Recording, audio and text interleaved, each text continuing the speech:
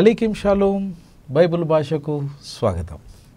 పరిశుద్ధ గ్రంథమైనటువంటి దేవుని యొక్క లేఖనాలను మరి బైబిల్ గాను, అందులో ప్రథమ గ్రంథాన్ని లేదా పుస్తకాన్ని ఆదికాండం గాను, తెలుగు భాషాంతరమున, తెలుగు తర్జుమాన, మరి ఆంగ్లం నందు ఇటు మొదటి పుస్తకమైనటువంటి బైబిల్ను జెనిసిస్ గాను పిలువబడటం మనకు సుపరిచితమైనటువంటి విషయం.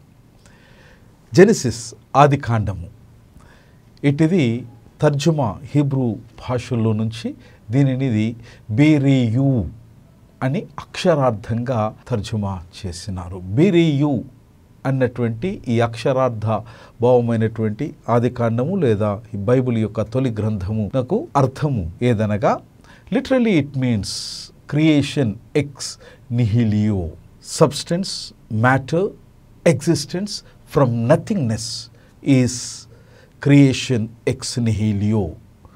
బెరియు లేదా బెరియా అన్నటువంటి హీబ్రూ పదం యొక్క అర్థం. హీబ్రూ భాషలోనికి ఇట్టి బెరియు లేదా బెరియా అన్నటువంటి ఈ పదం ఆరంభం, ప్రారంభం, జననం, పుట్టుక యొక్క అనువాదంగా మనం చూస్తాం. బెరియు లేదా బెరియా అనే హీబ్రూ పదం అక్షరాల సృష్టి, అంటే శూన్యములో నుండి నిహిలో, పదార్థం, ఉనికి అని దీని యొక్క భావం. ఆదికాండము బైబిల్ యొక్క మొదటి పుస్తకం, ఆరంభ పుస్తకం. దీని పేరు ప్రారంభ పదాలు అయినటువంటి ఆదికాండము ఉద్భవించింది. ప్రారంభములో, ఇన్ ద బిగినింగ్, ఆదికాండములో ప్రాథమిక చరిత్రను మనం చూస్తాం.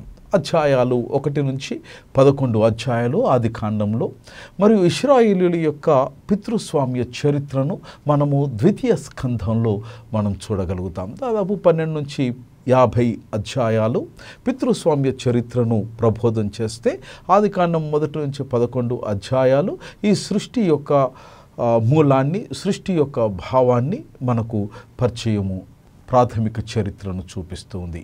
హీబ్రూ మరియు బైబిల్ ఈ క్రైస్తవ నిబంధన లేదా కొత్త నిబంధన, పాత నిబంధనలో మొదటి పుస్తకంగా మనం చూస్తాం. దీని పేరు హీబ్రూ, దాని మొదటి పదమైనటువంటి టెరేషిత్ అనగా ప్రారంభంలో మాదిరిగానే సమాంతరమైనటువంటి భావంతో ఉంటుంది. ఆదికాండము ప్రపంచ సృష్టి, మానవ జాతి యొక్క ప్రారంభ చరిత్ర మరియు యూదు ప్రజల యొక్క మూలాల యొక్క వర్ణన. ఆదికాండము అనేటువంటి పేరు లాటిన్ వల్గేట్ నుండి వచ్చింది. దీనికి ప్రత్యామ్నాయంగా గ్రీకు భాష జెనిసిస్ అనేటువంటి పదం ఇటు ఆదికాండానికి ఆపాదించబడినది లేదా తీసుకోబడినది లేదా అనువదించబడినది. ఈ జెనిసిస్ అనేటువంటి ఈ గ్రీకు పదం యొక్క అర్థం, దీని యొక్క మూలం బిబ్లికల్ హీబ్రూ అయినటువంటి బెరీషిత్. ఇది రోమనైస్లో దీని భావాన్ని చూసినా ఇది ప్రారంభంలో అనేటువంటి అర్థాన్ని మనకు సూచిస్తుంది. యూదా మతంలో ఆదికాండం యొక్క వేదాంతం ప్రాముఖ్యత దేవుని ఆయన ఎన్నుకున్నటువంటి ప్రజలకు మరియు ప్రజలను వాగ్దాన భూమికి అనుసంధానించే ఒప్పందాలపై కేంద్రీకృతమై ఉన్నది. యూదా విశ్వాసము మరియు క్రైస్తవ విశ్వాసము ఈ రెండిటిలోనూ హెక్సమెరాన్ అనేటువంటి విషయాన్ని మనం చూస్తాం. The word derives its name from the Greek roots hexa, which means 6, 6 అనే సంఖ్యను సూచిస్తుంది. హెమేరా అనేటువంటి ఈ గ్రీక్ పదం యొక్క అర్థం ఏంటంటే దినములు.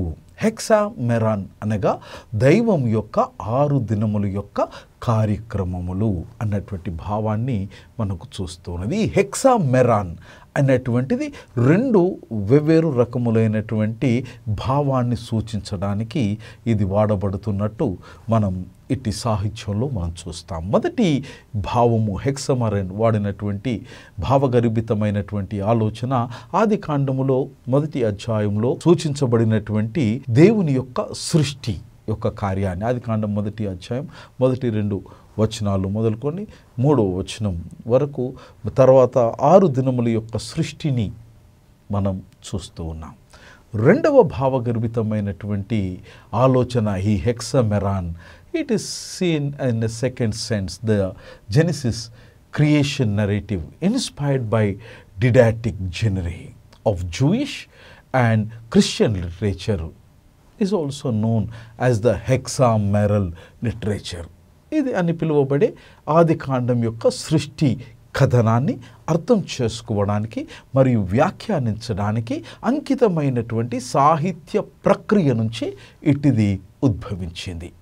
సూక్ష్మమైనటువంటి దృష్టి యొక్క వీక్షణములో ఆది కాండాన్ని మనం అవగతం చేసుకున్న ఎడల ఇది శూన్యములో నుంచి దేవదేవుడు సృష్టించినటువంటి ఈ భువన భాండంబులు మరియు మానవుని యొక్క పతనం, విశ్వ ప్రళయాన్ని, బాబేలు గోపురం యొక్క నిర్మాణాన్ని ఈ పుస్తకములో పొందుపరచడం గమనార్హం. అబ్రహాము, ఆయన కుమారుడు ఇస్సాకు, ఇస్సాకు 2 కుమారులలో ఒకరైనటువంటి యాకోబు, 12 మంది కుమారులలో ఒకరైనటువంటి యోసేపు వంటి 4 ప్రముఖుల యొక్క ప్రాముఖ్యమైనటువంటి పాత నిబంధన సంబంధించినటువంటి వ్యక్తుల యొక్క జీవితాలను, కొంతమేరకు వ్యక్తుల యొక్క వ్యక్తిత్వాలను కూడా ఇది అవలోకనం మనకు చేస్తూ ఉన్నది. అయితే నిజంగా ఈ ఆది కాండము అద్భుతమైనటువంటి రీతిలో ఎప్పుడు, ఎవరు, ఎలా, ఏమి అనేటువంటి ఈ 4 లేదా 5 ప్రాథమికమైనటువంటి విచారణతో కూడినటువంటి విషయాలను చూడవలసి వచ్చిన ఇట్టి విషయాలను చాలా చిన్న చిన్న పదాలతో వివరించారు. ఆది కాండంలో సంబంధించినటువంటి విషయములు ఎప్పుడు జరిగినవి అంటే ఆరంభంలో జరిగినవి. ఎవరు జరిగించినారో దేవదేవుడు జరిగించినాడు. ఎలా జరిగింపబడినది? యావత్ శూన్యములో నుంచి సృష్టికి ప్రాణము పోయబడ్డది. ఏమి చేయబడ్డది? ఆకాశము మరియు భూమి చేయబడ్డది. ఇలాంటి విషయాలు మనం ఈ 10 మాటలలో మనం చూస్తాం. గ్రంథ రచయితకు సంబంధించినటువంటి కొన్ని ప్రాథమికమైనటువంటి వాస్తవికతలు. ఇటు గ్రంథం యొక్క రచయితను గురించినటువంటి విషయాన్ని యుగ యుగాలుగా క్రైస్తవ సమాజం మరియు యూదా సమాజం నమ్మినట్టుగా ఆది కాండం గ్రంథాన్ని రచించినటువంటి గ్రంథకర్త మోషే అన్నటువంటిది ప్రగాఢమైనటువంటి విశ్వాసం యూదా ప్రజానికం మధ్యలో, క్రైస్తవ జనాంగం మధ్యలో విస్తారమైనట్టుగా మనం గమనిస్తాం.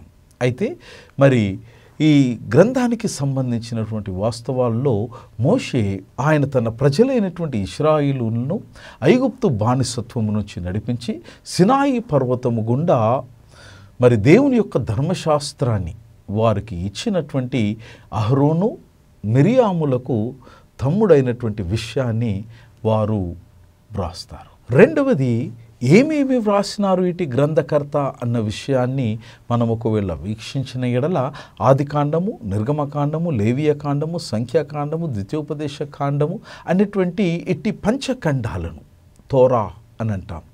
ఇట్టి పంచఖండాలను ఇట్టి గ్రంథకర్త అయినటువంటి మోషే వ్రాసినారు. ఎప్పుడు వ్రాసినారు అయ్యానంటే పరంపరంగా నమ్మినటువంటి తేదీ ఏంటంటే క్రీస్తు పూర్వము 1405వ సంవత్సరం. మూడవది, ఎందుకు రచించినారు ఆదికాండ గ్రంథము అన్న విషయాన్ని మనం పరిశీలన చేస్తే ఆదికాండం ప్రపంచం మరియు ఇజ్రాయేలు దేశం యొక్క మూలాన్ని మరి నమోదు చేయడానికి ఇటిది గ్రంథస్థం చేయబడింది అని నమ్ముతాం. వారు రాసినటువంటి రెండవ గ్రంథం నిర్గమకాండం.